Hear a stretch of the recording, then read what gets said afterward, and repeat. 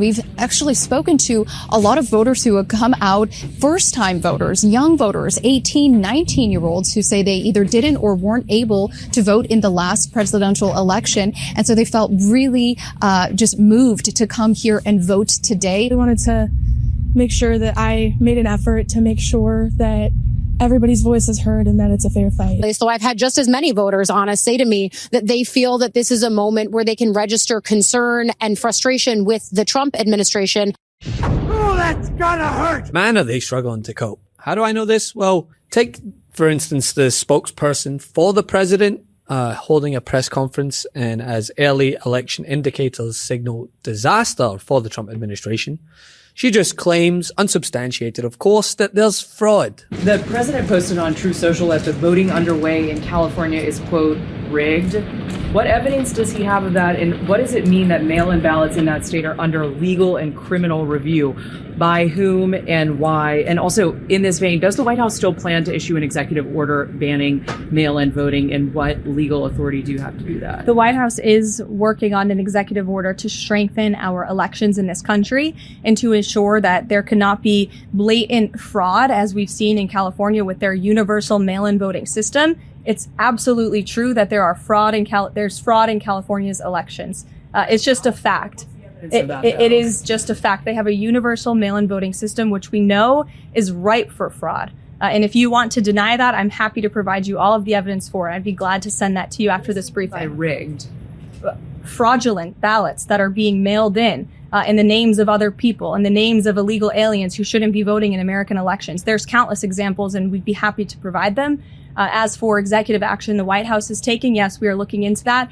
And like any executive order, of course, any executive order the president signs is within his full executive authority and within the confines of the law. As more signs of a possible blue wave emerge, the GOP's response is pretty telling. There's Trump's expected Truth Social meltdowns, punctuated by, honestly, the most Islamophobic attacks we've seen since the Bush era from members of the GOP. And then, to round things out, you had Caroline Leavitt, who held a presser. And I don't have words to describe how atrocious it is for a representative of the president to act like this. So just watch. Why did President Trump get an MRI during his recent visit to Wall Street?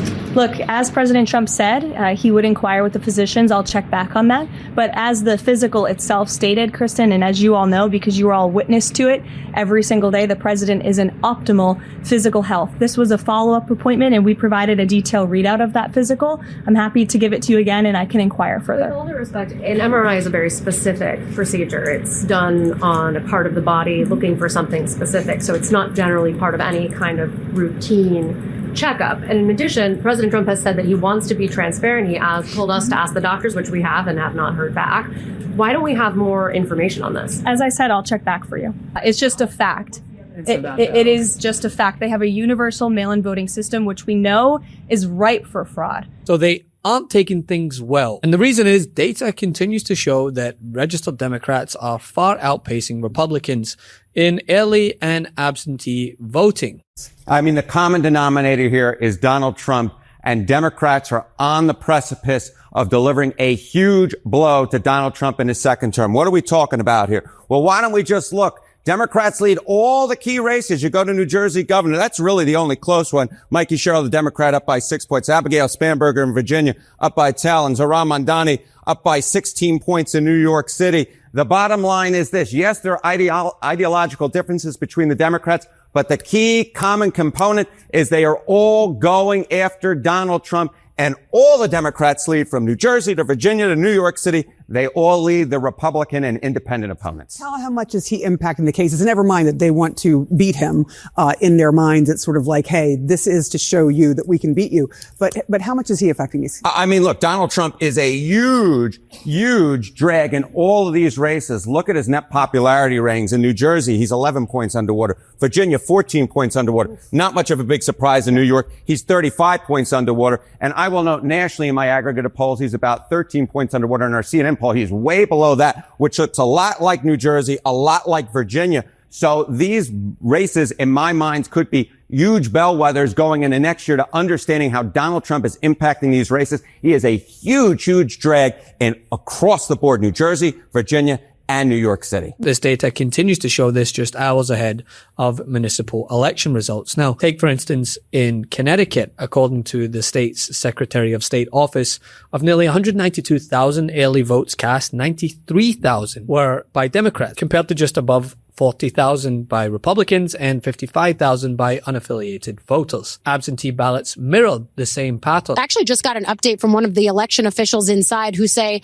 that at around this time just a year ago, so in a presidential general election year, they saw slightly less traffic than they're seeing today. This traffic greater than what it was in a presidential year, sort of speaking to potentially some of the excitement that you're seeing in an area that is a Democratic stronghold. Larry knows this so well, and the kind of place that Spanberger and the rest of the Democratic ticket are going to have to drive up their turnout, drive up their vote if they want to continue to bear out what the polls have shown, which is that this really is maybe Spanberger's race to lose. And aside from the fact that early voting and polls all showed more Democratic enthusiasm, funny how that happens when you run enthusiastic, hungry candidates, right? The story of this is not going to be the greatest thing we ever did was run this campaign.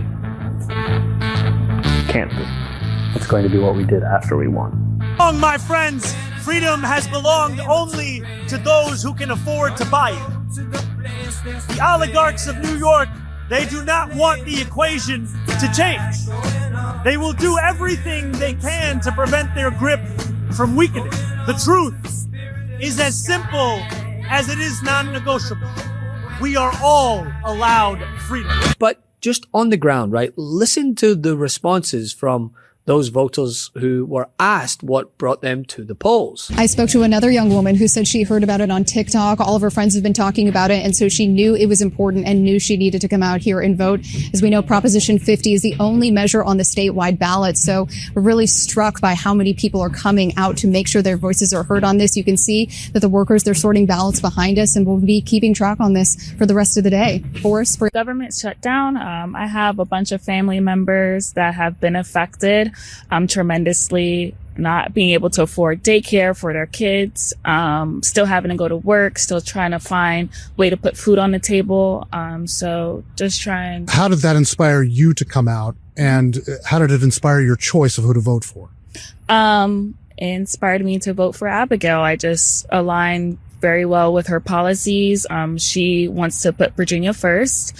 And that's something I see. Not only do people feel that this is an opportunity to hold a referendum on Donald Trump, who seems to be the common denominator across a varied group of Democrats running in their respective elections, but to make their voice heard on who they feel is responsible for this very shutdown we're in. And unsurprisingly, it coincides with what the polls have been saying. 10% say Trump and the Republicans in Congress.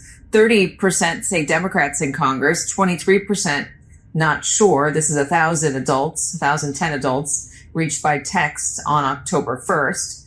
And then the other part of this, which is what this whole shutdown is about, these federal subsidies for healthcare. Here's what people say about that. 71% of the country wants to extend healthcare subsidies. 29% once it ended as scheduled. It would end in January, and in some cases, premiums would triple to unaffordable highs for many, many, many, many Americans. Vaughn?